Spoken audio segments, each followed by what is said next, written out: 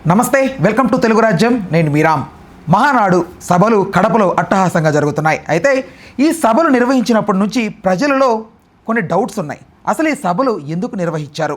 ప్రధానంగా వాళ్ళు ఏవైతే హామీలు ఇచ్చారో ఆ హామీల తాలూకు దిశానిర్దేశం గురించా, లేకపోతే సూపర్ 6 అంటూ తీసుకొచ్చినటువంటి మేనిఫెస్టోలో భాగంగా వాటిని గురించి ఒక ఎక్స్ప్లెనేషనా? అసలు ఏంటి మహాసభలు, ఎందుకు జరుగుతున్నాయి, ఎందుకు చేస్తున్నారు అనే డౌట్స్ ఉన్నాయి. ఓవరాల్గా దీనికి సంబంధించి ఒక క్లారిటీ కోసం ప్రముఖ పొలిటికల్ అనలిస్ట్ కేఎస్ ప్రసాద్ గారిని అడిగి తెలుసుకుందాం. సార్ నమస్తే. నమస్తే అండి. అదే సార్, మహానాడు వేడుకలకు సంబంధించి అంటే చాలా నార్మల్ కామన్ పీపుల్కి ఉన్న డౌట్స్ ఏంటంటే, ఇవి రకరకాలుగా మాట్లాడతారు, ఎట్లా ఉంటుంది ఇట్లా ఉంటుంది అని ఊహించుకుంటే జస్ట్ ఆ పార్టీకి సంబంధించి వాళ్ళు ప్రొజెక్ట్ చేసుకోవడానికి ఆ ఎగ్జిస్టెన్స్ కోసమే ఇదంతా పెట్టారు తప్ప ప్రజలకు ఏం ఉపయోగం ఉందని చాలామంది క్వశ్చన్ చేస్తున్నారు. సార్ దీనికి ఏంటి మీ రెస్పాన్స్ ఏంటి? దీనికి మీరు బర్త్డే చేసుకుంటారు, మీ బర్త్డే మీ ఇంట్లో వాళ్ళకి మీకు ఆనందాన్ని ఇచ్చేది, కానీ మొత్తం ప్రపంచం అంతటికి ఏంటి ఉపయోగం అంటే ఎవరిదైనా సమాధానం ఉంటుంది.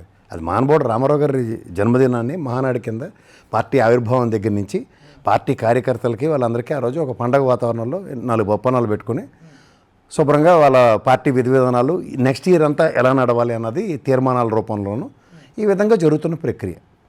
కానీ ఇప్పుడు నాకు తెలిసిన ఏ మానాడులో కూడా రూలింగ్ గవర్నమెంట్ కాంకర్ చేసిన తర్వాత పెట్టే మానాడులో ఇప్పుడు కూడా అపోజిషన్ పార్టీలని అవతల పార్టీలను నేర్చుకున్న ఉదంతాలు చాలా తక్కువ. అండ్ ఓవరాల్గా ఏంటంటే వాళ్ళు ఎక్కువగా పార్టీని ఎలా రీవ్యాంప్ చేయాలా, కార్యకర్తల క్షేత్రస్థాయికి ఎలా వెళ్ళాలి, ఇలాంటి వాటి మీద ఎక్కువ తీర్మానాలు ఉంటాయి. ఇక్కడ ముఖ్యంగా అందరూ ఎదురు చూసింది ఏంటంటే వాళ్ళ దీంట్లో ట్రబుల్ షూటర్ అండ్ డిజాస్టర్ మేనేజ్మెంట్స్ని, క్రైసిస్ మేనేజ్మెంట్ని హ్యాండిల్ చేసే అంత సామర్థ్యం చంద్రబాబు నాయుడు గారికి ఉంది అని ఇంకొకసారి ప్రూవ్ అయిన మహానాడు కింద చెప్పాలి ఇది. ఎందుకంటే ఈ ఒక సీనియర్స్ చాలామంది అనిశ్చితి మినీ మహానాడులో ఎక్కడికక్కడ వచ్చిన డిఫరెంట్ వైబ్రేషన్స్ ఇవన్నిటిని చాలా బ్రహ్మాండంగా రీడ్ చేసి ఫోర్కాస్ట్ చేసి సర్వం తానే మొత్తం మహానాడికి నేనే నా తదనంతర విషయాల తర్వాత కానీ ముందు ప్రజెంట్ సిచ్యువేషన్స్ని ఎట్లా హ్యాండిల్ చేయాలన్న దగ్గర చంద్రబాబు నాయుడు గారు ఒక టవర్లా కనిపించి మహానాడు కండక్ట్ చేసాడు. బట్ మహానాడు వల్ల ఏంటి సార్ ప్రజలకి ఏం తెలిసింది? ప్రజలకి ఏం తెలియడం అన్నది కాదు సార్, వాళ్ళ పార్టీ విధి విధానాలు ప్రతి పార్టీ వాళ్ళ పండగ, అది ఆవిర్భావ దినోత్సవంతో సమానం. ఆ మహానుభావుడు రామారావు గారు 1983లో పార్టీ పెట్టిన తర్వాత అధికారం వచ్చిన తర్వాత పెట్టుకున్న మొదటి మహానాడులో పార్టీ శ్రేణుల్ని, పార్టీ కార్యకర్తల్ని, పార్టీ కోసం పనిచేసిన నాయకుల్ని వాళ్ళందరినీ గౌరవించుకొని ఈ పార్టీ ఈ విధంగా ముందుకెళ్ళాలంటే ఏం చేయాలన్న ప్రాతిపదికతో మహానాడు ఆయన బర్త్డే రోజు నుంచి స్టార్ట్ అయింది. 27, 28, 29 3 రోజులు జరుగుతాయి. సో 29 ఆయన బర్త్డే, 28 ఆయన బర్త్డే అనుకుంటా, 28 ఆయన బర్త్డే, 29, 30 కూడా పార్టీ విధి విధానాలు వాళ్ళ ఎగ్జిబిషన్స్ అన్నీ జరుగుతూ ఉంటాయి. కానీ ఈసారి అందరూ లోకేష్ గారిని వర్కింగ్ ప్రెసిడెంట్ చేసేస్తారు. ఇట్లన్నిటి దగ్గర ఆయన మొత్తం చుట్టుపక్కల ఉన్న రాష్ట్రాల్లో జరుగుతున్న పరిస్థితుల్ని, పరిణామాలని అండ్ పక్కన ముఖ్యంగా తెలంగాణలో జరుగుతున్న విపరీతాలని ఆయన ఆకలించుకుని అండ్ మినీ మానాడు దగ్గర వచ్చిన సీనియర్స్ వర్సెస్ జూనియర్స్ అన్న కాన్సెప్ట్ వీటిలన్నింటినీ పరిగణలోకి తీసుకుని ఒక బ్రహ్మాండమైన స్టెప్ తీసుకుని చంద్రబాబు నాయుడు ఏంటంటే లోకేష్కి ఈసారి వర్కింగ్ ప్రెసిడెంట్ అనౌన్స్ చేయకపోవడం, పైకి ఎక్కడ అనుమానం రాకుండా ఎవరితోనూ పల్లా శ్రీనివాసరావు గారితోనూ, అచ్చెన్నాయుడు గారితో ఇలాంటి వాళ్ళందరితో ఏదో 4 మాటలు మాట్లాడించిన అది ముఖప్రీత్యార్థం అన్నట్టుగా జస్టిఫై చేయడం కొట్టొచ్చినట్టు కనపడింది. రైట్. అయితే ఇక్కడ మెయిన్ మహానాడుకు సంబంధించి అక్కడ ఎవరైతే పాల్గొన్న టీడీపీ నేతలు ఉంటారో వీళ్ళు వర్సెస్ జనసేన అనేది వినపడతా ఉంది సార్. అది ఎట్లా? అది ఎవరి పార్టీ వాళ్ళదండి. ఇప్పుడు జనసేన ఆవిర్భావ సభ మొన్న జరిగింది, అలా అర్జంతం జగన్మోహన్ రెడ్డి మీద మాడకొడిసాక అయిపోయింది. కానీ ఒకటి ఈ కడపలో పెట్టిన మహానాడు ఫస్ట్ టైము సక్సెస్ అయింది. కానీ కడప, రాయలసీమ ఇవన్నీ ఏదో ఉద్రిక్త భరిత వాతావరణాలు ఉంటాయి ఏవో అని మాట్లాడిన దగ్గర బ్రహ్మాండమైన కాంట్రాక్ట్ సర్టిఫికేట్ ఇచ్చినట్టే.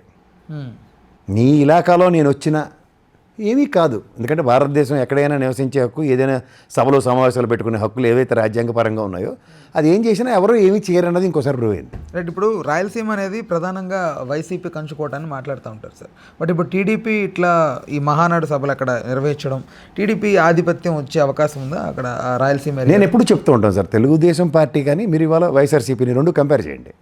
ఇది 43 సంవత్సరాల చరిత్ర కలిగిన తెలుగుదేశం పార్టీ, అంటే 4 డెకేడ్స్ చూసింది అది. ఈ జగన్మోహన్ రెడ్డి గారి పార్టీ 1 డెకేడ్ చూసింది, 10 సంవత్సరాల పైచిలుక నడుస్తున్న పార్టీ. మీరు రెండింటికి ఒక సారూప్యత ఉంది. మీరు గమనించగలిగితే 40% ఓటు బ్యాంకు స్థిరంగా 2 పార్టీలు ఉన్నాయి. ఒకసారి ఓటమి చెందిన తెలుగుదేశం, ఒకసారి ఓటమి చెందిన జగన్మోహన్ రెడ్డి పార్టీ చూసుకుంటే, అంటే ప్రభుత్వ స్థాపనలు జరిగిన తర్వాత వీళ్ళ performance as far as executions are totally different. But vote bank అన్నది స్థిరీకరంగా 40% ఉన్న దగ్గర తెలుగుదేశానికి కూడా రాయలసీమ ఎప్పుడు కూడా 30-35% ఓటు బ్యాంక్ స్థిరంగానే ఉంది. కానీ వాళ్ళ గెలుపుకి ఎంతవరకు దోహదపడింది అన్నది చూసుకుంటే అది వేరే సంగతి. ఈరోజు 10కి 7 గెలిచారు. 1983 చరిత్ర దగ్గర నుంచి ఈరోజు దాకా చూసుకుంటే చాలా ఉదంతాలు ఉన్నాయి అక్కడ గెలిచిన ఉదంతాలు. సో ఇవన్నీ గమనించుకొని రాబోయే రోజుల్లో రాయలసీమలో మొన్నట్ల క్లీన్ స్వీపులు కాకుండా 49కి 53కి 49, ఈసారి 53కి వీళ్ళకి ఎన్ని వచ్చాయి 4-3-2 అన్నట్టు కాకుండా అలా శాసిస్తున్న పరిణామాలు కనబడ్డాయి ఈ 2 టర్మ్ ఎలక్షన్స్లో చూస్తుంటే. అంచేత స్థిరీకరించిన ఓటు బ్యాంకుని పెంచుకోవడానికి ఏ పార్టీ అయినా ఏం ప్రయత్నించాలి, దట్స్ ద ఫస్ట్ ఛాలెంజ్. ఇప్పుడు ఆ మాటకు వస్తే తెలుగుదేశం కూడా యోగలో అని లోకేష్ గారి పాదయాత్ర లేదంటే వాళ్ళ క్షేత్రస్థాయిలో నాయకులకు భరోసా ఇచ్చుకునే కార్యక్రమంలో పార్టీ క్షేత్రస్థాయిని పునర్నిర్మించుకోవడానికి అవకాశం కల్పించి వాళ్ళ గెలుపుకి 94% స్ట్రైక్ రేట్ అని వాళ్ళే చెప్తున్నారు కదా. అవుట్ ఆఫ్ 175 వీళ్ళు 11 గెలిచారు అన్నది. సో ఇది గమనించుకోగలిగితే వైఎస్ఆర్సీపీ కూడా ఇప్పుడు అదే పని చేస్తుంది.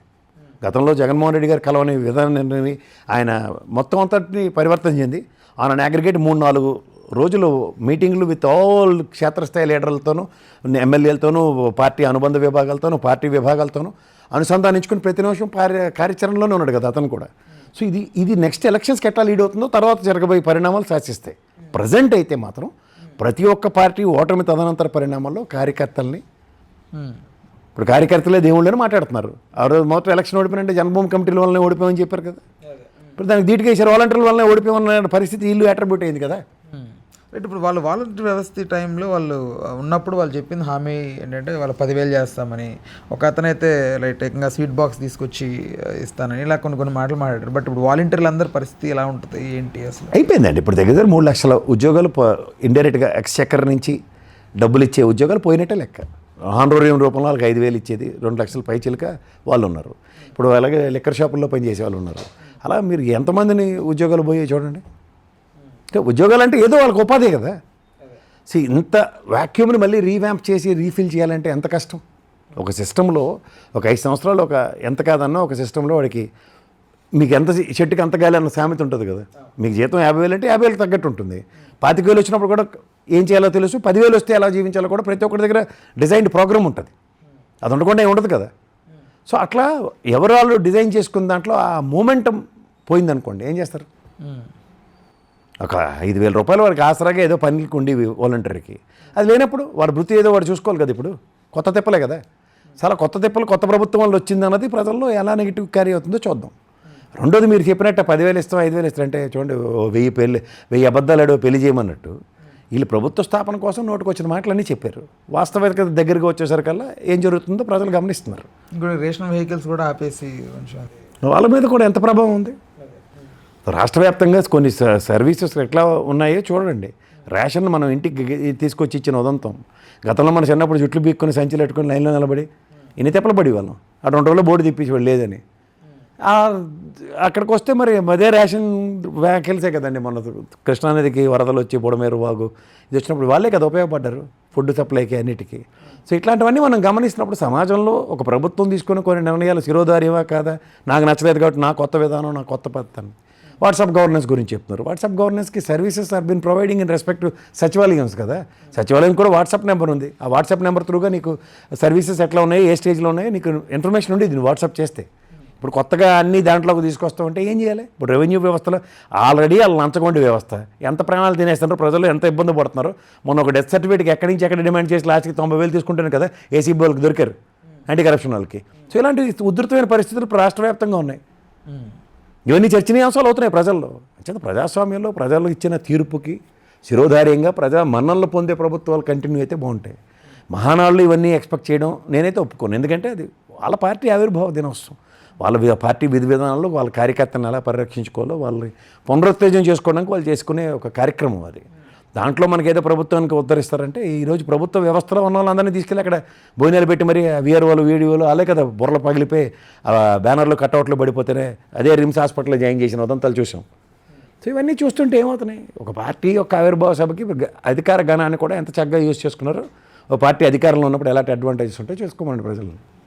రైట్. ఓవరాల్గా ఈ మహానాడు సభలు సక్సెస్ఫుల్గా జరిగినట్టు అనిపిస్తుంది సార్ మీకు? పార్టీ పరంగా సక్సెస్ఫుల్గానే జరిగాయి. బట్ అంటే ఒకటి ప్రజలు వాళ్ళే వస్తారండి. మీ ఇంట్లో పెళ్ళి అయితే మీ ఇంట్లో వస్తారు కానీ కొత్త వాళ్ళు ఎవరు రారు కదా. అంటే ఈ మధ్య పొలిటికల్ పార్టీస్ అందరినీ కూడా ప్రజల్ని డబ్బుకో సారా ప్యాకెట్కో బిర్యానీ ప్యాకెట్కో ప్రలోభ పెట్టి తీసుకొచ్చి పార్టీలో వాళ్ళందరూ కార్యకర్తలు అన్నట్టుగా ప్రొజెక్ట్ చేస్తుంటారు అనేది ఎప్పటి నుంచో ఉన్న వదంతి. ఇప్పుడు ఈ మహానాడులో ఖచ్చితంగా బ్రహ్మాండమైన విందు భోజనాలు పెడతారు కదా, ఎక్కడెక్కడ నుంచో తీసుకొచ్చి తాపేశ్వరం కాజాలు ఇలాంటివన్నీ చేసి మరీ పెడతారు. అది అందరికీ జగన్ దగ్గర నుంచి తెచ్చాం. మహానాడులో బ్రహ్మాండమైన భోజనాలు పెడతారు, బ్రహ్మాండంగా చూసుకుంటారు అక్కడ. సో అంచేది ఇంక మళ్ళీ ఆ ఖర్చులే నాయకులు ఎందుకు పట్టాలి? నాయకులు 200 మందిని తరలించి తీసుకొచ్చినా వాళ్ళకి భోజన సదుపాయాలు బ్రహ్మాండంగా ఉంటాయి. ట్రాన్స్పోర్టేషన్ పార్టీయే చూసుకుంటుంది, ఇంకేంటి కష్టం? ఇప్పుడు మీ ఇంట్లో పెళ్ళికి నన్ను పిలిస్తే భోజనం పెట్టరు, అలాగే వాళ్ళ పండగ అండి అది. వాళ్ళు 3 రోజులు రామారావు గారి బర్త్డే సెలబ్రేషన్స్ చేసుకుంటారు, ఆయన స్మరించుకుంటారు. కానీ రామారావు గారికి ఏం చేశారన్న దాని మీద ఇంక చర్చ ఉండదు. అదే సార్, అంటే స్పెషల్గా ఆయనకు సంబంధించి పెద్దగా ఏమి స్మరించినట్లుగా అనిపించలేదు. ఏ టెక్నాలజీతో ఆయన ప్రత్యక్షపరిచారు కదా సార్, ప్రత్యక్షపరిచి ఆయన చెప్పినట్టే చెప్పారు కదా. సో ఏ టెక్నాలజీ యొక్క ఆవశ్యకత ఇలాంటివన్నీ చెప్పుకుంటూ వచ్చారు కదా. Right right okay right sir, thank you very much. Hello, Telugu రాజ్యం ఛానల్ చూస్తున్నారా? సామాజిక రాజకీయ జీవన చిత్రణే తెలుగు రాజ్యం. అతిశయోక్తులు అసత్యాలు ఉండవు. రాజకీయ కోణం కాదు, ప్రజా కోణమే కొలబద్ద. తెలుగు రాజ్యం వీక్షణ మీ ఉత్తమ అభిరుచికి నిదర్శనం.